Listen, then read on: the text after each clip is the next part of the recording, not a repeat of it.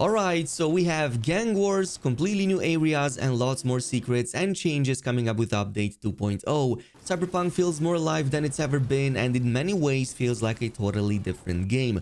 So today we're gonna take a look at some of the biggest new features you should definitely keep an eye out for when playing and how to make the most out of them. Cyberpunk moves and looks better than ever with the latest 40 series GPUs from Nvidia. Also massive thanks to Nvidia UK for hooking me up with a brand new RTX 4090, letting me take full advantage of the ray tracing overdrive mode, DLSS 3.5 and the latest ray reconstruction tech. Nvidia's deep learning super sampling had a massive performance boost with 3.5 and it's able to drastically increase your FPS even with full ray tracing on, making the most demanding scenes look and feel great. But I'm most impressed by ray reconstruction, which in Cyberpunk you can easily turn on from the graphics menu.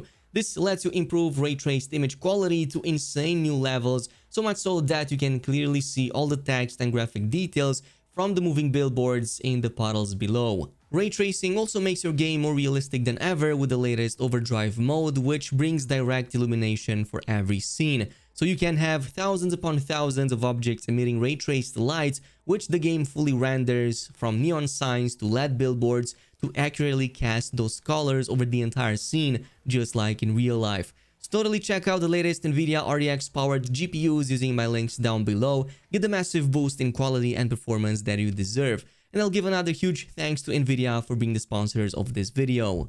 Starting things off, you can actually get a vehicle with rocket launchers for absolutely free without having to own or even play through Phantom Liberty expansion. And that is by simply just stealing one of these police armored vehicles that start spawning at 4 and 5 stars. And they come equipped with two weaponry types. One of them is the machine gun loaded in the front. You can also switch to the back mounted rocket launchers, and these are absolutely devastating. They can auto track targets and they will unleash a swarm of these explosive rockets that will absolutely destroy everything that they touch. Normally, to even get something like this, you would need to own Phantom Liberty and complete some of El Capitan's new car gigs to eventually unlock the possibility to purchase a vehicle that does have this installed. But in the meantime, you can also pay attention to your existing vehicles because many of them, including the Xion and the Javelina, got upgraded with mounted machine guns on the front or on the sides. And these are also super devastating. They have a massive rate of fire and they can eventually cause almost any vehicle to go up in flames. Additionally, if you pay attention to bikes, this also has its own way of dealing with it, so you can totally switch to your melee weapon and ride with a katana in one of your hands. And this works really well. Kind of reminds me again, like I said, a bit of Road Rash, and you can totally mow down enemies or pedestrians. It even works if you use it against vehicles such as cars that chase you with enemies inside. You can totally mow them down inside and eventually even make them fall from their own vehicles. Also, speaking of the NCPD, one cool thing is that they made officers to now patrol the streets, so every time you commit a crime, for example, it's now much easier for them to spot you. They will no longer spawn from thin air, instead they will move in more realistically. But this also means it's much easier for them to start chasing you and for you to evade your crimes. Also, another cool thing added to them is that they will react depending on what you do around them. So if you pull out a gun without aiming it or shooting it, they will just act unimpressed and even tell that to you. However, if you start aiming at them, they will eventually start shooting and reacting, so you don't really want to do any of that. They will even intervene if you commit, for example, hit and runs, like going over a pedestrian or hitting another vehicle. This will trigger a 1-star response. But during chase sequences, they will also try to stop you, like breaching your vehicle to eventually bring it at a dead stop, or even put out some of these barricades to try to stop you if you're going in a straight line. But you can also escape from them rather easily if you know what you're doing, so this is going to depend a bit on the number of stars that you have. But at lower stars, you can simply go into back alleys or break line of sight or anything that gets you out of their circles of vision that you can also see on the map, by the way, and stay crouched and hidden in any location they don't see you in, and eventually this is going to make that star rating go away. There's also going to be a specific item in the expansion that will help you deal with this even easier, and evade them by changing your identity. But yeah, you will see that once it drops. Moving on to 3 massive changes have also been done to cyber implants. One of them is the fact that the attribute requirements are now completely gone and instead have been replaced with attunements. So now you can equip any cyberware on any build regardless of the number of attributes you have invested in that specific build. Like for example, in this case, you can see I only have 3 into intelligence. However, I'm still able to equip self-ice and RAM upgrades and all the other stuff that previously was only possible on Netrunner builds. Instead, what attunement does is it provides an extra bonus like extra damage, boost to defenses or cooldown reductions and other cool benefits that increase the more points you have in the attribute that it's attuned to. This also means that previous implants like Mantis Blades and Mono Wires now have versions that will attune to different types of attributes and thus builds. For example, the basic version of the Mantis Blades gets benefits from high reflexes. However, you can go with an intelligence build and go with the electrified version instead. Or if you go with a cool build, you can go with the chemical version. And the same goes with the mono wire. There are 3 versions here. The electrifying one will get reflex attunement. The normal one gets intelligence attunement. So you can use it in different types of builds and create new types of loadouts that both can use this implant. But on top of this, we also have the tier upgrades, and every single one of these can be upgraded up to 3 times at least for the legendary quality. So there's the basic, the plus, and finally the plus plus versions. And each one of these upgrades will provide better stats, better effects, reduce cooldown, higher damage, defenses, and so on. For example, Force and Devastan, you will want to upgrade these ASAP if you want to reduce that cooldown on them as much as possible and extend their duration. But again, it's going to depend on each of these cyber implants. You will, however, also notice that they feature extra modifiers at the bottom. Again, it can be damage, cooldown reduction, better healing effects, and so on. So normally they only have 2 at legendary quality. However, if you go with something like the driver update, they can now hold up to 3, which is going to be quite helpful if you have a lot of these installed. You can even go with the chipware connoisseur in the same technical ability line, and this is going to now let you choose between 3 different versions whenever you upgrade your cyber implants. So you will mainly take a look at the modifiers below and pick the ones that are most appropriate to your build. Like if you're going with a melee build, obviously it will make sense to go with the melee upgrade versions. Oh, and 2 very awesome quality of life changes we have here is 1, the fact that we can finally sell cyber implants at the Ripperdocs in case we no longer use them or we have duplicates. Not 100% sure this was added with 2.0, maybe it was before that, but I just wanted to let you guys know of it. And second of all, once you finish installing any cyber implants on your body, V will finally emerge immersively from the Ripperdoc chair, just like how it was in the old trailers. And we'll even look at any of the body parts that they modified. Like if you play something like Gorilla Arms, they will realistically just look at them like a new fresh install.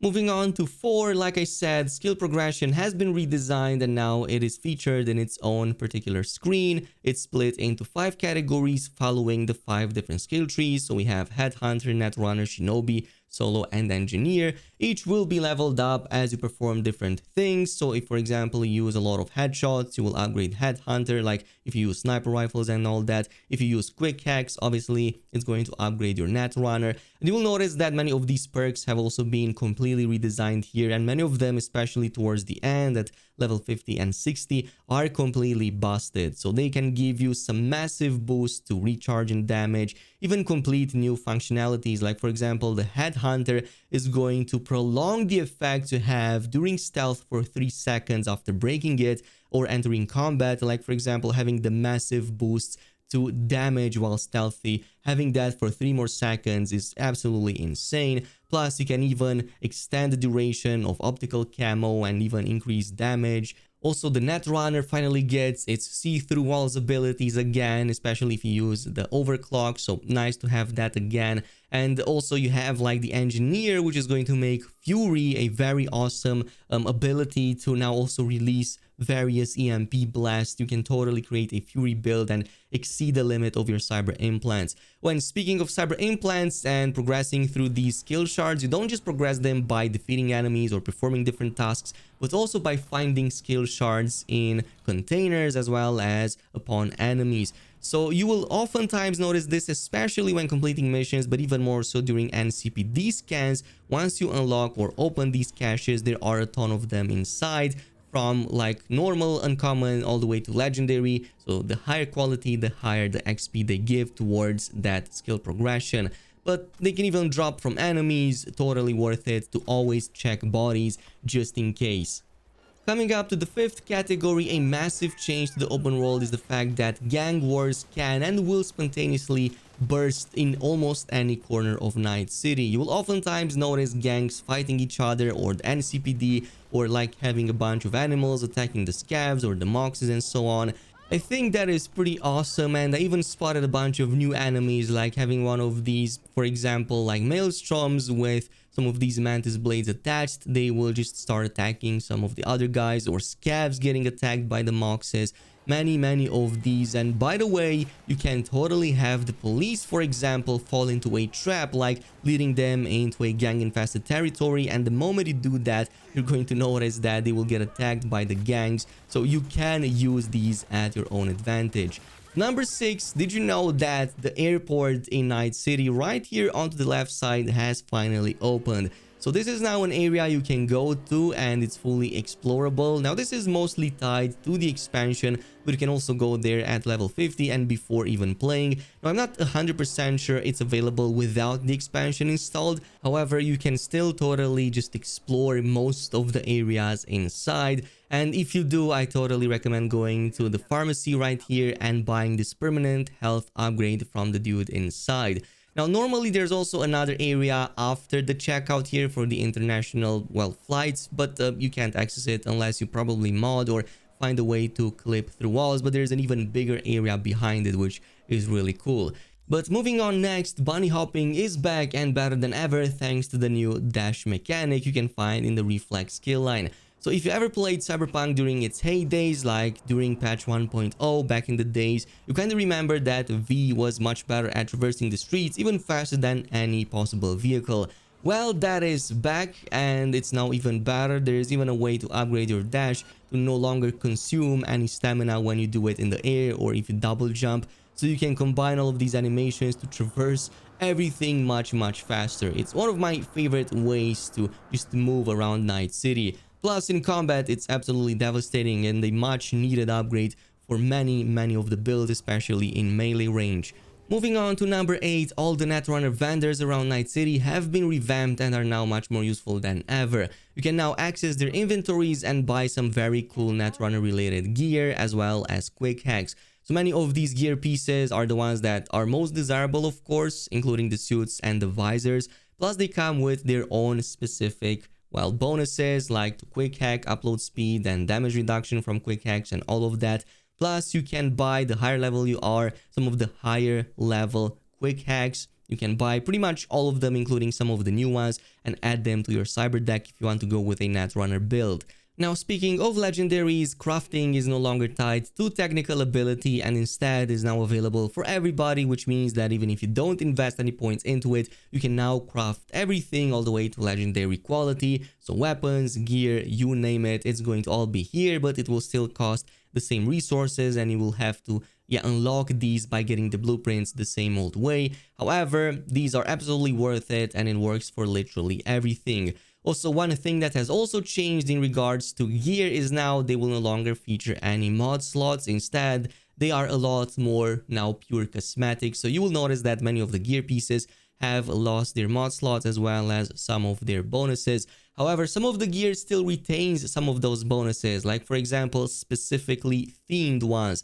Like Arasaka, in this case, vests, they will provide plus 25 armor, so they are still desirable. Or if you get some of these visors, they can give you a whole bunch of bonuses to quick hacks or like to zoom speed with the weapons. It's going to depend on the type of item that it is, and it's all broken into different categories. This also means that weapon mods are much more important than ever, especially since many weapons kinda had a few of their mod slots scaled back. So stuff like the Zenith or the Spine Tickler, you can totally get this and use it as an upgrade. Plus, many of the other modifications like scopes and even the muzzle upgrades can now go all the way up to legendary quality and provide even higher bonuses than ever. So So this is something that you're definitely going to want to keep an eye out for. In fact, legendary loot in 2.0 is so much more abundant than ever before that you will literally find it everywhere as you level up. The number of legendaries you will see dropping all of a sudden at level 40 plus, and especially 50 and then 60, is just absurd compared to how it was before.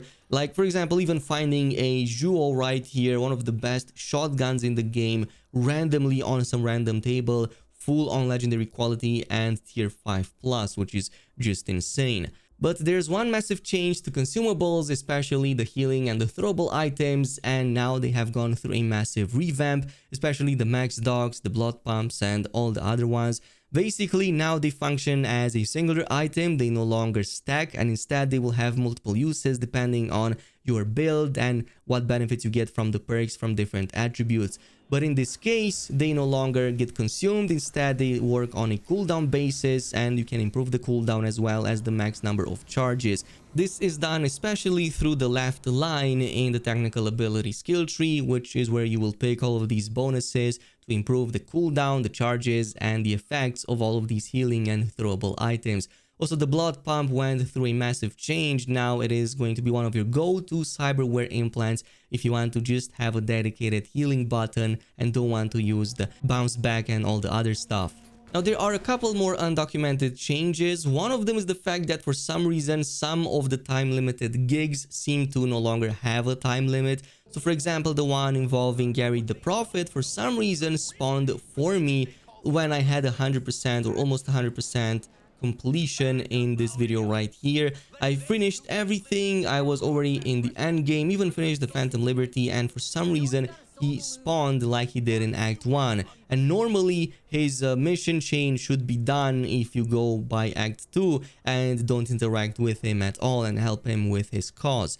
Second of all, another nice change is to the way the messages with other NPCs work, and CDPR made them to be more realistic. So no longer do you get instant replies from them as if they just typed that in advance. Instead, you will see those chat bubbles appearing and you will see them typing their message before it actually all comes in, which in my opinion is a nice way to make things a lot more immersive. Anyway, this is it with just some of the secret changes. A lot more are coming up, so if you want to see more of that, totally stick around, subscribe for more, and leave a like on this video. I'll see you guys in the next one.